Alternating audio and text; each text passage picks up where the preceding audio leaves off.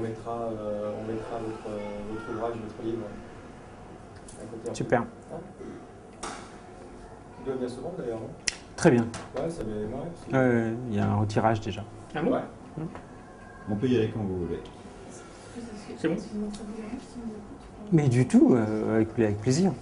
Par contre, je vous demanderai de bien regarder toujours les Je regarde, d'accord. Je ne me laisse pas distraire Exactement. par qui que ce soit. Vous expliquez que les exploits sportifs, les émeutes en banlieue, la lutte contre le racisme et les discriminations ont placé les Noirs de France sur le devant de la scène depuis une dizaine d'années. Est-ce que c'est ce qui vous a poussé à écrire ce livre? En bonne partie, en effet, dans la mesure où la présence médiatique de la question noire depuis quelques années, à travers un certain nombre d'événements plus ou moins positifs, n'est pas étayée ou n'était pas étayée jusqu'à présent par des travaux de fond qui permettraient de revenir posément sur un certain nombre de questions et de les placer dans un contexte historique et sociologique suffisamment ample. Il existait certes des ouvrages d'actualité, mais pas d'ouvrages de fond. Il me paraissait donc important de combler ce hiatus, ce décalage entre la présence médiatique et la faiblesse des travaux de fond. Y a-t-il une manière française, en opposition à l'américaine, donc une manière française républicaine de penser les discriminations, et quelle est-elle? Pendant longtemps, il y a eu une manière française de penser les discriminations, ou plutôt de ne pas les penser, au sens où les discriminations n'étaient pas sérieusement considérées. On préférait la lutte contre le racisme, avec ses formes de mobilisation classiques. On a connu dans les années 80 les manifestations, les banderoles, les potes et les mains jaunes. Et ce faisant, on a mis de côté des formes plus insidieuses de racisme ordinaire, parfois c'est ainsi qu'on l'appelle, c'est-à-dire du fait que lorsque l'on est noir, par exemple, eh bien, on a difficilement accès au marché du travail, ou en tout cas à certains postes dans le marché du travail, ou bien encore au marché du logement. Et donc, la question des discriminations est distincte de la question du racisme, et c'est seulement depuis une dizaine d'années qu'on la voit apparaître dans l'espace public. Mais il me semble que pour l'instant, cette apparition de cette question n'est pas encore étayée par une politique antidiscriminatoire efficace. Est-ce que la discrimination positive est selon vous un mal nécessaire? Je pense que la discrimination positive est peut-être utile dans le cadre français, pour peu que l'on s'entende sur ce que la discrimination positive signifie. On peut très bien imaginer des dispositifs de discrimination positive que moi j'appelle d'action positive, car le terme de discrimination est dès le départ lesté de manière négative, des dispositifs qui soient assez distincts de ce qui existe aux États-Unis. Et donc le débat sur la discrimination positive peut s'appuyer notamment sur des expériences limitées qui sont menées en France et qui sont d'ailleurs relativement efficaces. Un exemple? Par exemple, les conventions signées par Sciences Po Paris avec des lycées de ZEP qui ont été très décriés au départ sous de multiples raisons et qui donnent des résultats très satisfaisants. Mais il faut bien avouer que même si chaque année 50 ou 60 jeunes gens en profitent, que ces expériences-là sont insuffisantes au regard de la masse des phénomènes discriminatoires dans l'accès à des filières sélectives d'enseignement supérieur. Mais on pourrait trouver d'autres exemples menés çà et là qui indiquent qu'il est possible, par des voies souvent détournées, d'obtenir des résultats en la matière. Vous faites partie du CRAN plutôt.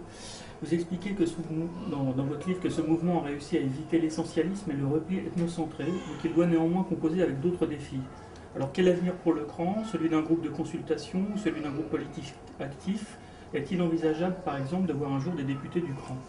Je fais partie du conseil scientifique du CRAN, qui est indépendant du CRAN, mais qui est constitué d'universitaires et d'intellectuels en général qui manifestent leur soutien au CRAN sans en être partie prenante. Si on devait utiliser un terme pour me qualifier, je serais une sorte de compagnon de route. Vous voyez, un vieux terme utilisé dans d'autres contextes politiques, mais qui au fond me convient assez dans la mesure où je suis favorable, avec beaucoup de mes amis universitaires, à l'organisation politique des minorités. Non pas parce que je considérerais que les minorités devraient se séparer de la société française ou constituer des identités propres, et parce que je pense que la meilleure manière de lutter contre le racisme et les discriminations passe par l'organisation politique des minorités, c'est-à-dire des personnes qui sont directement concernées. En ce qui concerne le CRAN, c'est aux membres du CRAN de se décider. Pour l'instant, cette association est en quelque sorte à mi-chemin entre le lobby, ce qu'elle n'est plus, et la grande association populaire, ce qu'elle n'est pas encore.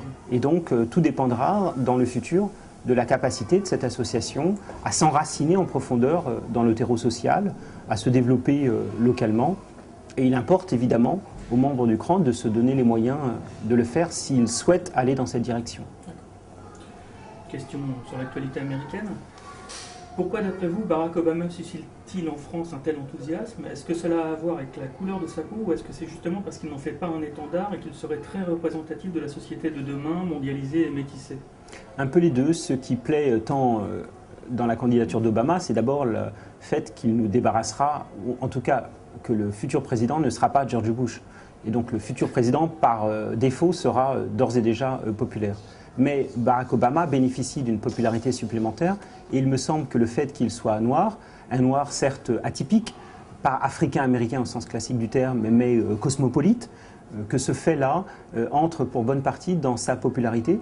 Et j'ai noté la popularité qu'il avait notamment auprès des minorités visibles en France qui voient en Obama comme une sorte d'étendard de leurs propres espoirs et d'une certaine façon qui permet de mettre en relief, qui permet d'accuser notre propre retard en la matière, tant il est vrai qu'on est loin, nous, d'avoir un Obama français. Certes. Alors, votre livre est sorti il y a 3 semaines, il y a un retirage, donc, vous nous disiez, et on a déjà pu lire de nombreux commentaires à son sujet. Lequel, pour vous, était le plus inattendu? Qu'est-ce qui vous a le plus surpris dans la réception de votre livre? Il y a 2 choses qui m'ont surpris. D'abord parce que je suis naïf et que je pense que pour commenter un livre, il vaut mieux l'avoir lu, mais c'est sans doute un point de vue un peu désuet. Il y a beaucoup de gens qui commentent les livres sans les lire de façon précise. Enfin, on feuillette les livres aujourd'hui, on les lit relativement peu. Mais ce qui, plus sérieusement, m'a surpris, c'est le fait que certains des républicains les plus conservateurs, drapés dans les plis du drapeau tricolore, ceux qui ne veulent jamais entendre parler de minorités, encore moins de discrimination positive et autre chose qu'ils jugent parfaitement contraire aux principes de la République, que ces gens-là donc se trouvent quand même, lorsqu'ils lisent mon livre, sinon séduits, en tout cas intéressés par la démarche, par le propos, et que les critiques habituelles et un peu prévisibles que l'on peut faire contre le livre qui serait anti-républicain ou qui serait communautariste, vous voyez, ce genre de critiques un peu usées, mais enfin courantes ces dernières années, que ces critiques finalement sont pratiquement inexistantes. Non pas que je veuille faire plaisir à tout le monde, mais je pense quand même que l'on avance un peu dans le débat français, et si mon livre peut contribuer à cela, tant mieux. Eh bien, je vous remercie. Merci.